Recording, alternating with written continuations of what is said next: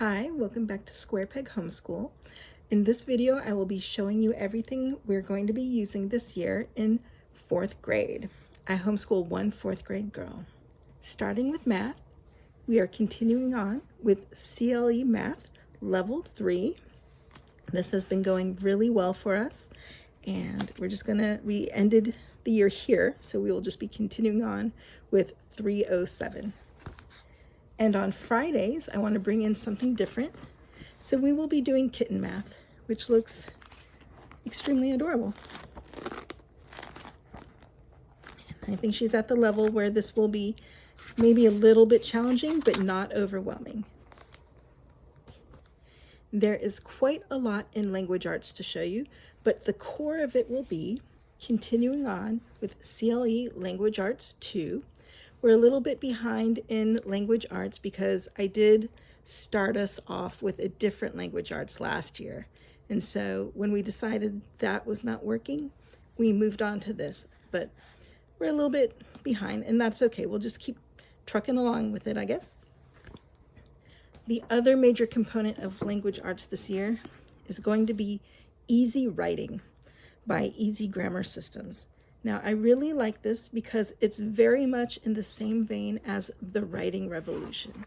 The exercises are very similar. And I think we'll probably do one page at a time, so not too much. And we'll probably do that 2 to 3 times a week. The other writing that we will be doing is with mystery writing. We started that last year and my daughter enjoyed it, so I think we'll keep doing it. Now, I want to tell you something about mystery writing that you really need to listen to, and it is don't pay for it. We had enjoyed it, and I knew that my free trial was going to run out before the end of summer, and so if I wanted to use it again, I would have to pay for the subscription. And it's a little pricey, but I decided that since it's the only writing that she has actually responded to, that it was worth it. And I was pleased with that decision. However, 2 days after I signed up for it and paid the price for it, they have been just sticking it in my face with constant pop-ups saying that I could have a free year as a trial. Well, you know, I already paid for it. I'm not getting that money back. So if you go to Mystery Writing website, you will probably be able to use it free for a full year.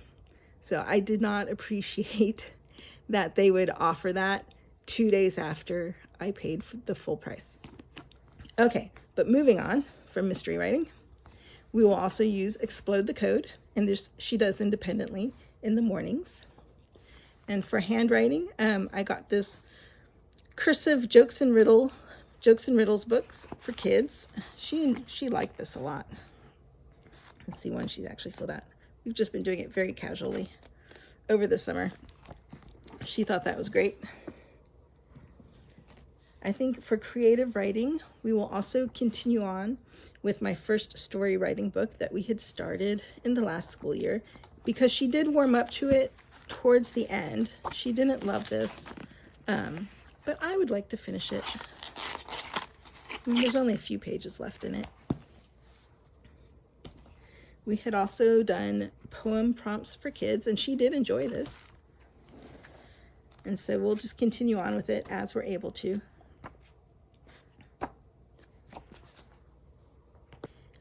I have a few extra things in language arts. I'm not sure if I'll be able to fit them in, but I do have them. So we have Abeka Reading Comprehension Level 3. We finished Level 2 last year. And I could have skipped up to Level 4, but to be honest, the readings looked about the same. Level 4 just had maybe a few extra more questions in it. And I don't want this to be a time-consuming thing that we do. So I just went ahead and went with Level 3.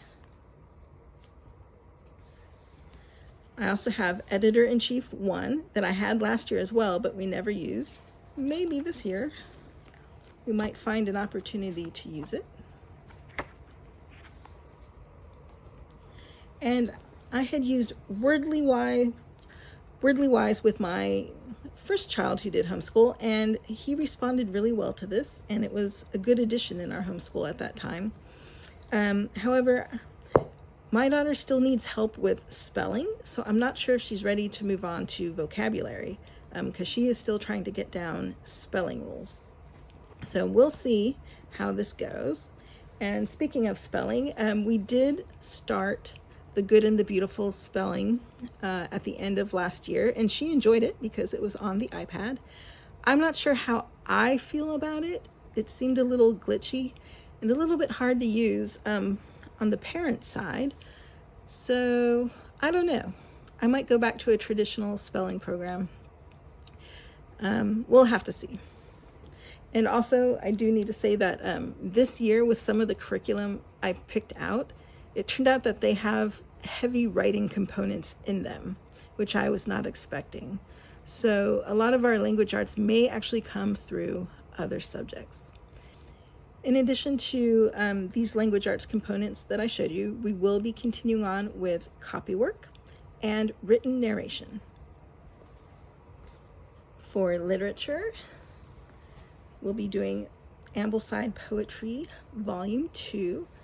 We did not do poetry last year, so we're just moving into Volume 2, even though we should technically be in Volume 4. That's fine. And I do not follow the Ambleside literature schedule, even though I have used many of their literature picks and free reads in the past, reading to my family or as part of our curriculum. But what I have chosen for this year is Snow Treasure, The Lion, the Witch, and the Wardrobe, The Secret Garden, On the Banks of Plum Creek, American Tall Tales, and Delaire's Book of Greek Myths.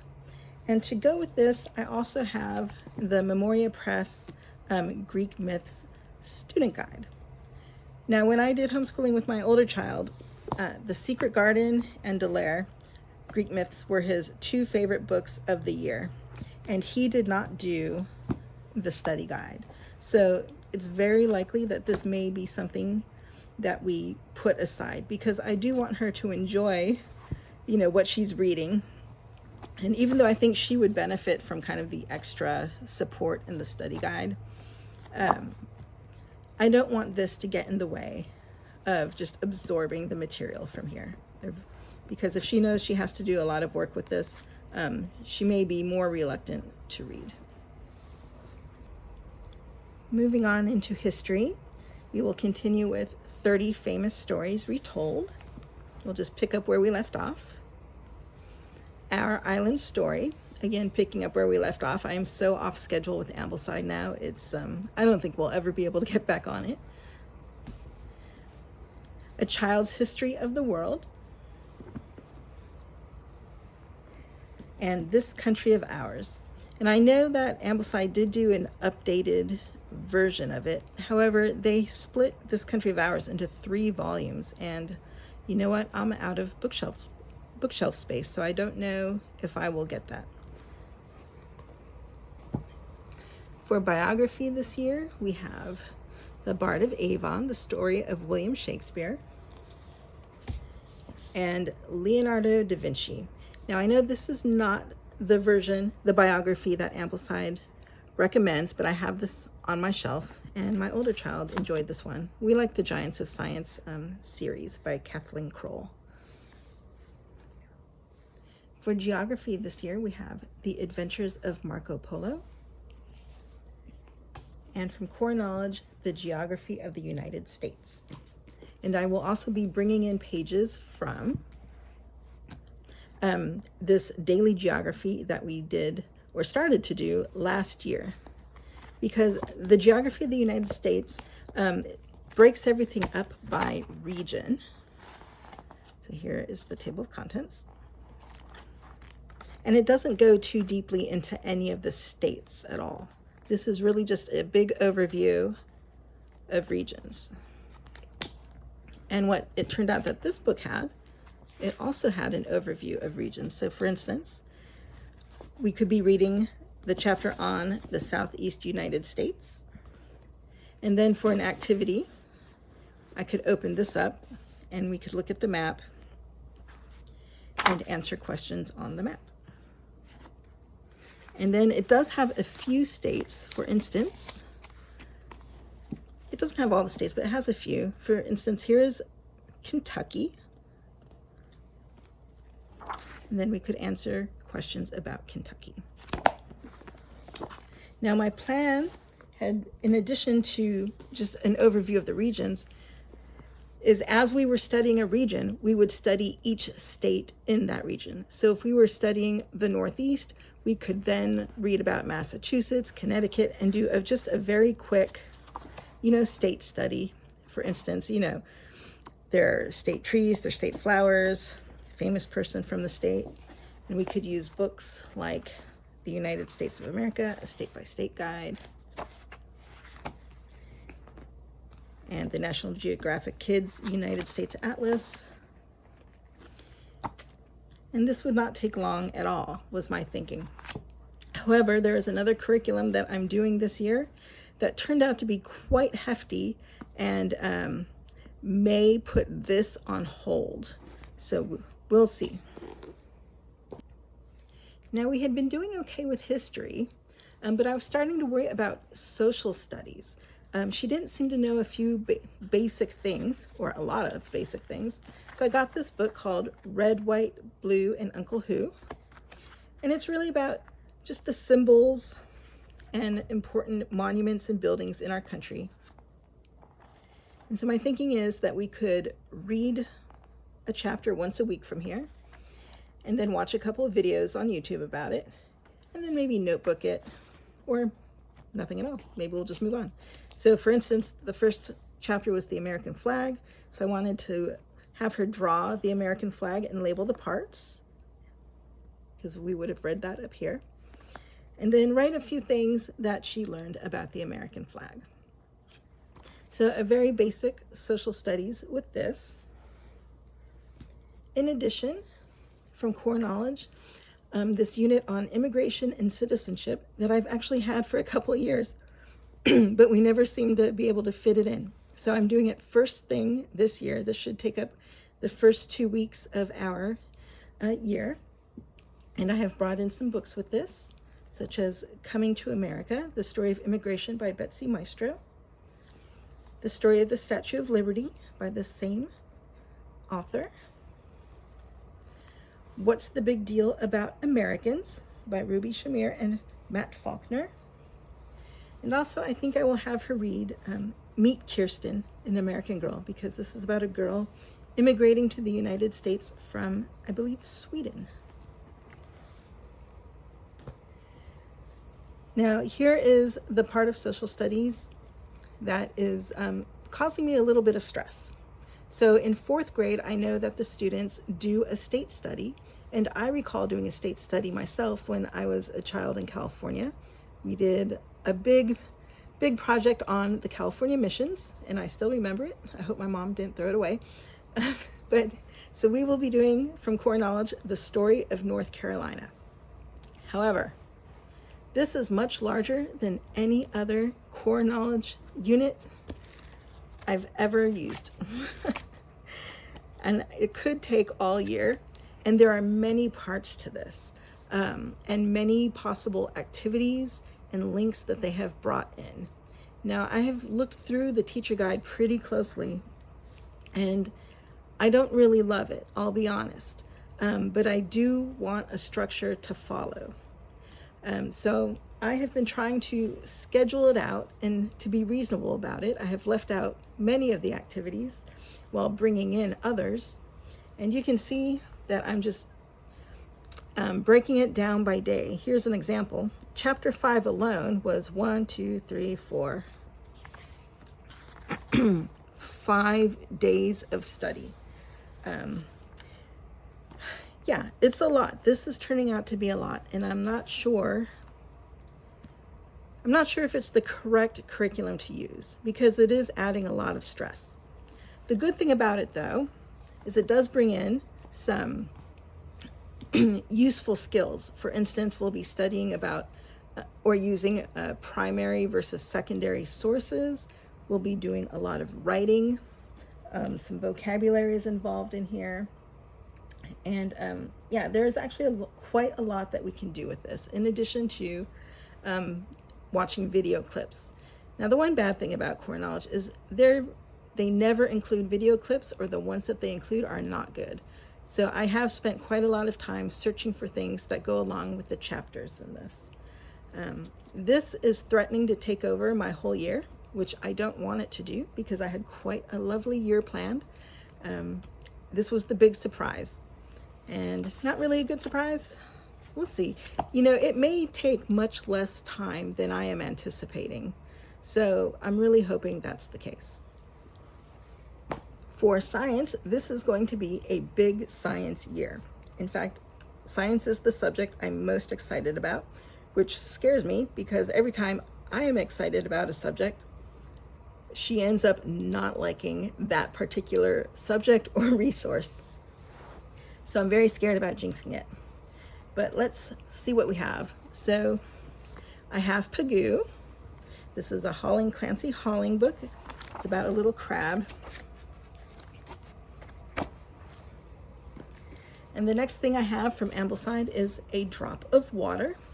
Now, I did not get to do this one with my first child when he was in this level of Ambleside, because that was the first year of COVID, and he was taking a couple of online science classes. It was also my first year of doing homeschool.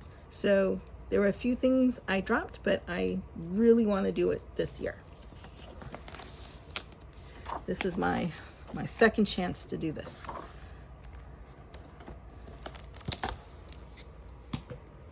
But the big science that we have going for us this year is CLE Science 4. I have never done a textbook curriculum yet. We do CLE for math and language arts, so that's pretty traditional, but in terms of like literature or science or history, this is the first time we are doing a science out of a textbook, a subject out of a textbook. This is a beautiful textbook, I must say.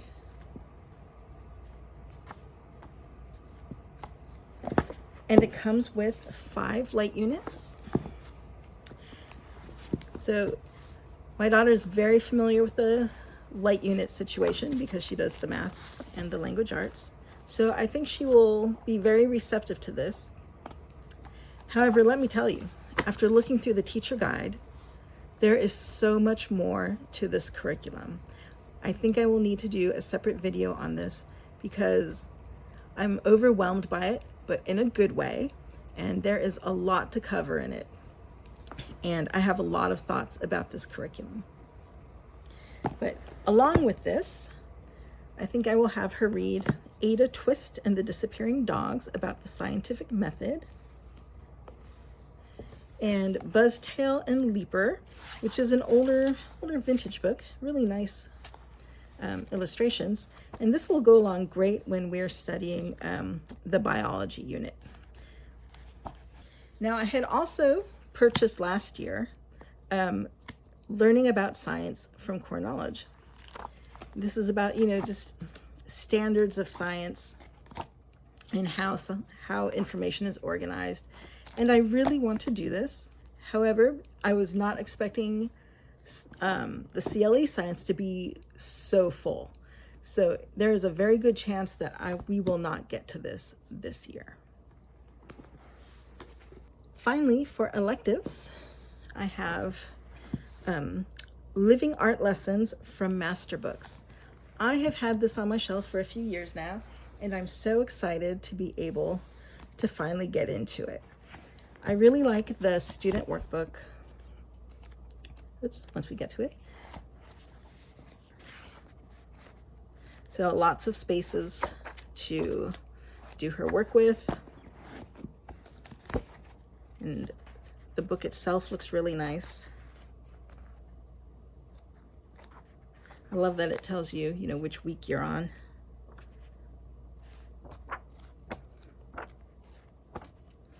In addition to this, We will also be doing artist study through Ambleside. So we have Norman Rockwell this year, Renoir, and one other whose name I can't remember. And she will also be doing enrichment classes at an enrichment school. And so that will be one day out of the week. And she will be taking a language and some other fun thing, maybe music, an introduction to music. Okay, so that is what we are using this year. I had a lot more that I wanted to say and to show you, but I think for the sake of brevity, we'll stop it here. Thank you so much. Have a great day.